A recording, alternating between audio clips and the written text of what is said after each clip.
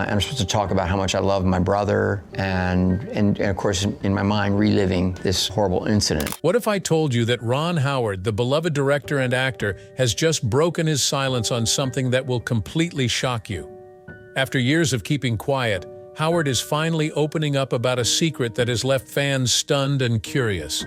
Get ready for a revelation that will change how you see this iconic Hollywood figure forever. You won't want to miss this. Ron Howard's early years on set. When Ron Howard was just 6 years old, he stepped into a role that would shape his entire life, playing Opie Taylor on The Andy Griffith Show. Opie was a mischievous yet sweet young boy who loved to explore and learn, all while being guided by his loving father, Sheriff Andy Taylor.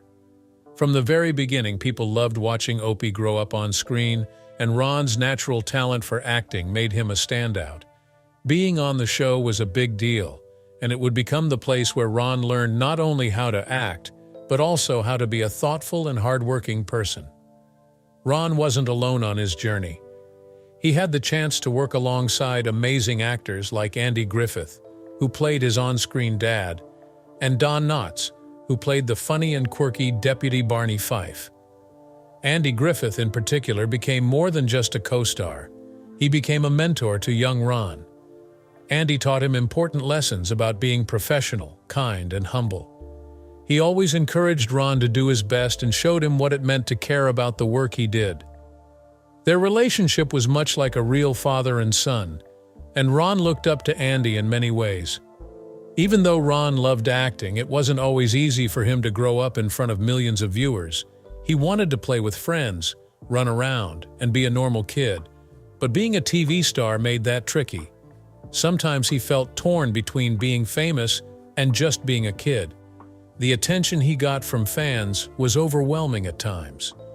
People would recognize him everywhere he went, which made it hard for him to just blend in and play like other kids.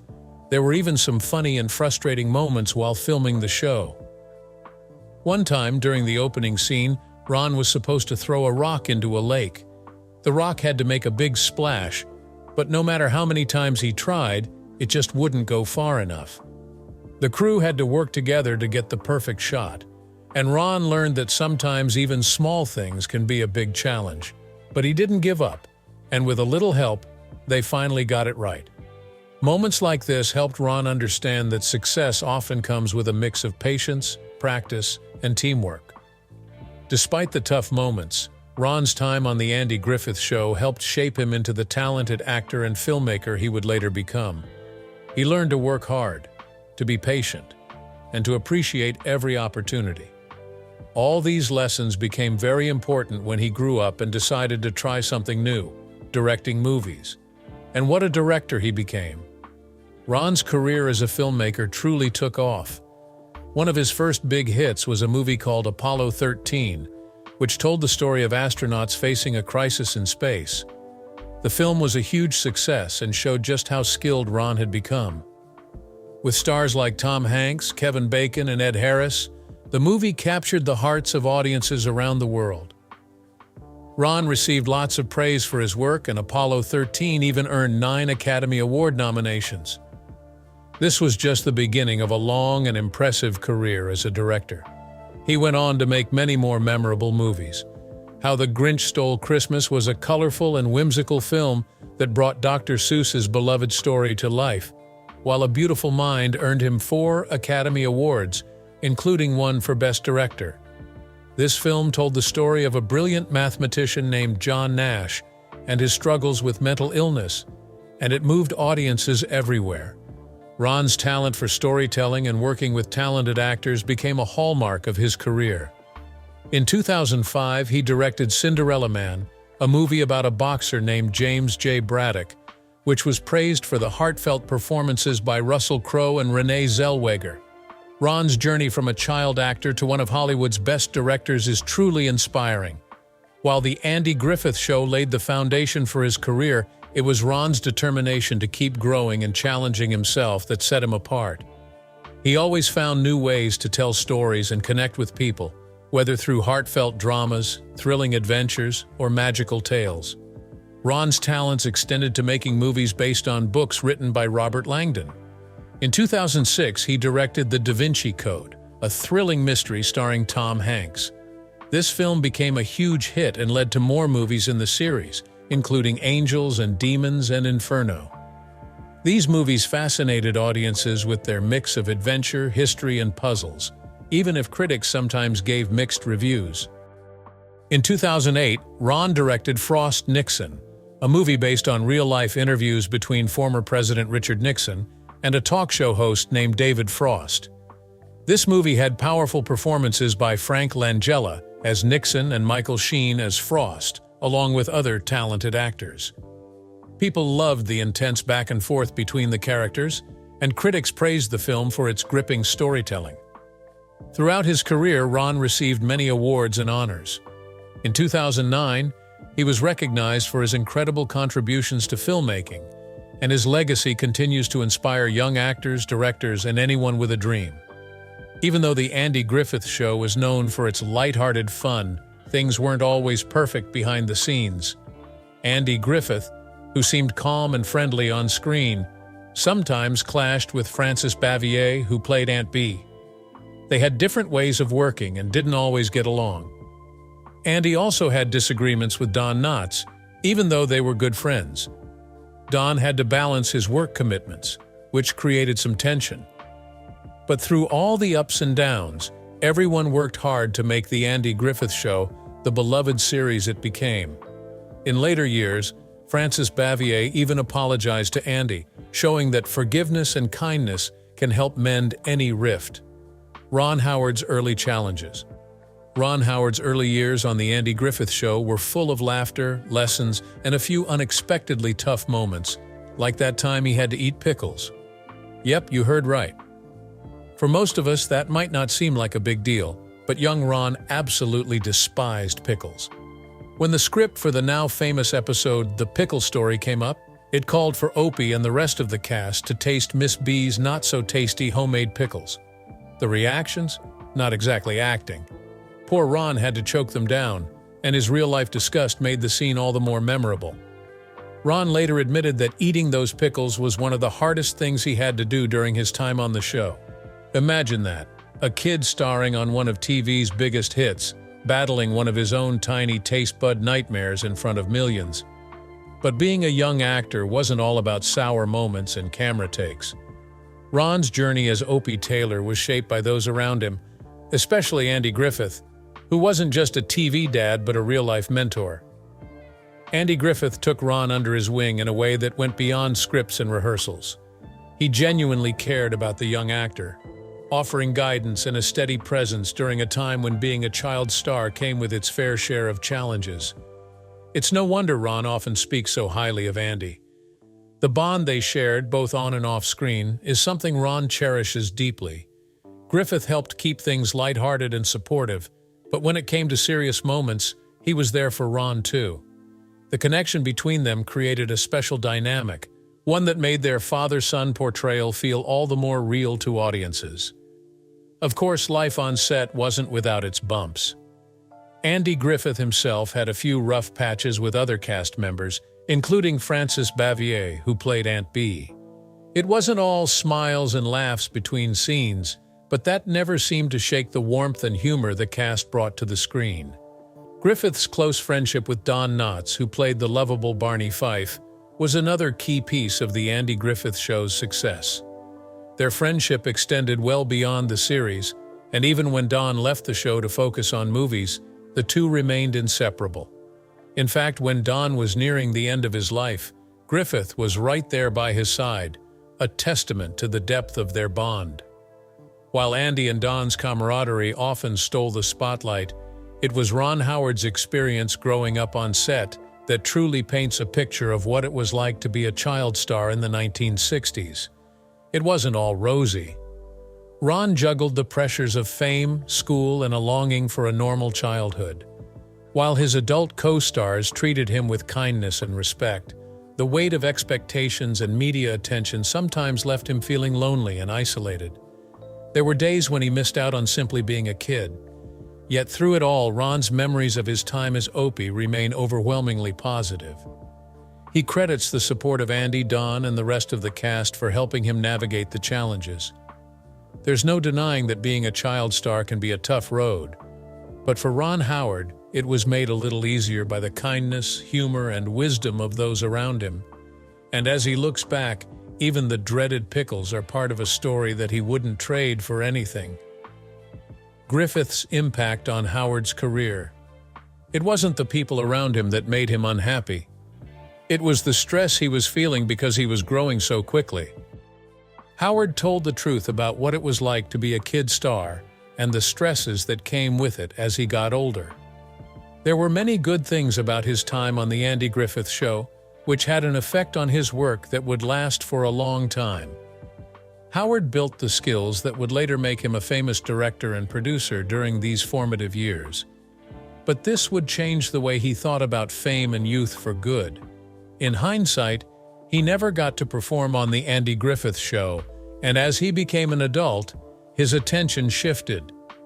The happy and positive show that fans saw was not at all like what happened behind the scenes. Griffith liked to pull pranks on Don Knotts more than anyone else. One of his favorite jokes was to hit Knotts on the head with metal film spools and wake him up.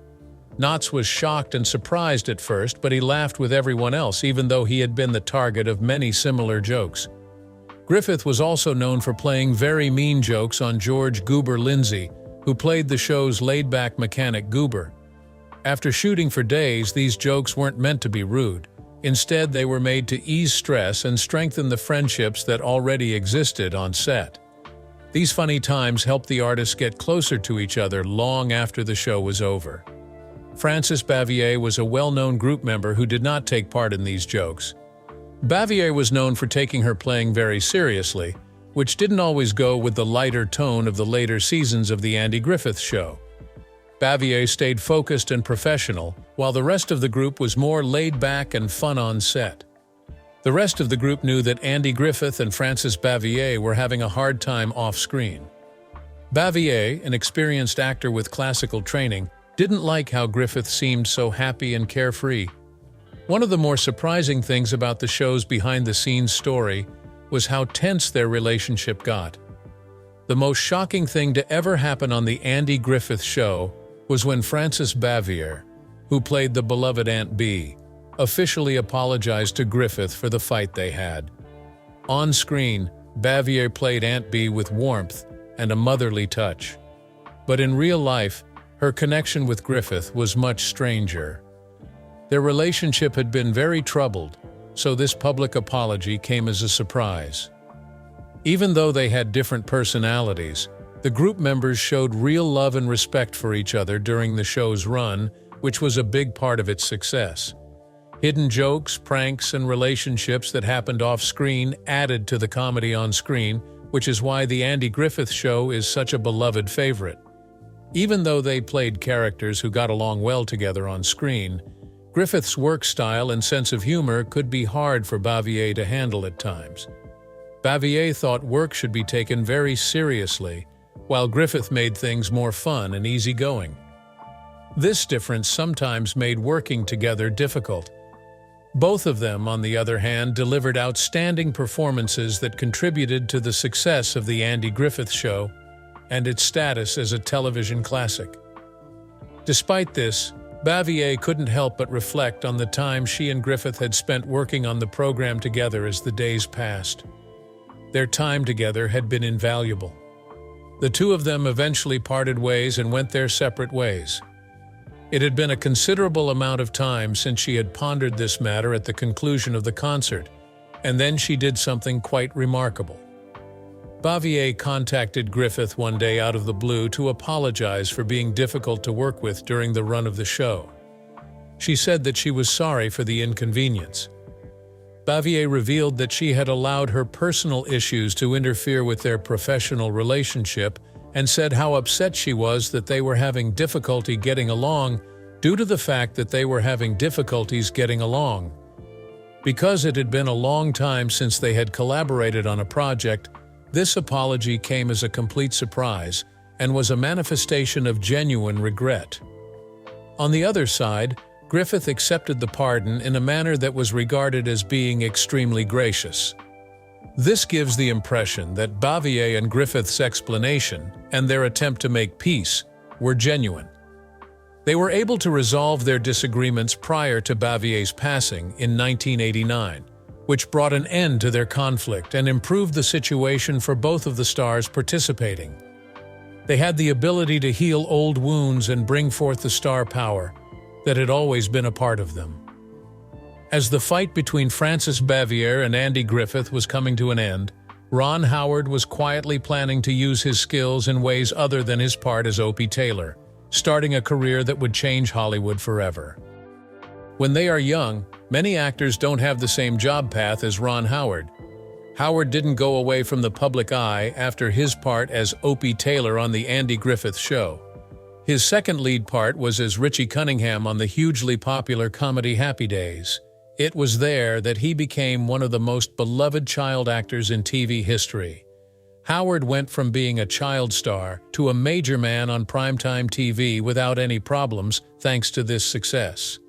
Howard's main passion was acting, but he was also interested in directing, which would become one of the best business moves in Hollywood history. Howard began looking for chances to direct even while he was still working on Happy Days.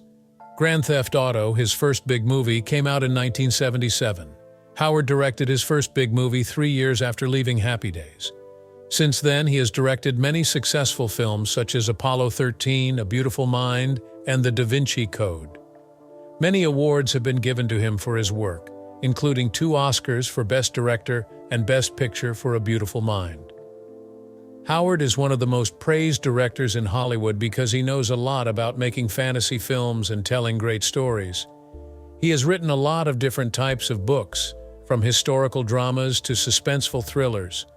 His work has been praised by his peers and has led to the making of hit films. Howard is remembered for more than just directing. His production company, Imagine Entertainment, which he started with director Brian Grazer, continues to make movies. The company has made a lot of very famous films and TV shows like Arrested Development and 24. Ron Howard is thought to be worth $200 million. Ron and Cheryl, his wife, bought a 3,000 square foot apartment in New York City's El Dorado building for $5.6 million in 2004. After spending a few $1,000,000 on repairs, they put the flat on the market for $12.5 million in 2017 and then lowered the price to $11.5 million. Even though they looked for a buyer, they were unable to find one, so they still own the flat.